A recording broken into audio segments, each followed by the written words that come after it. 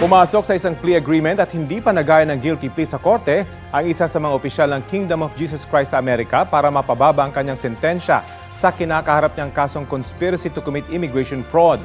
Isa si Marisa Duenas sa mga administrator ng KOJC sa Amerika, kakibat sa kasunduan niya sa U.S. Attorney's Office ang pagpayag na aminin na isa siya sa mga nag-ayos ng peking kasal ng ilang taga-KOJC sa ilan pa niyang kasamahang U.S. citizens.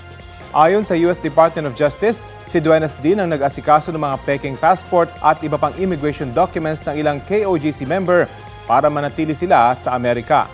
Noong 2022, una nang pumasok sa plea deal ang kapwa-akusado ni Duenas na si Maria De Leon. Dati na itinanggi ng kampo ni KOJC founder Pastor Apollo Kibuloy na miyembro ng kanilang simbahan si De Leon. Sinusubukan pang kunin ang pahayag ng kampo ng pastor tungkol sa plea deal ni Duenas.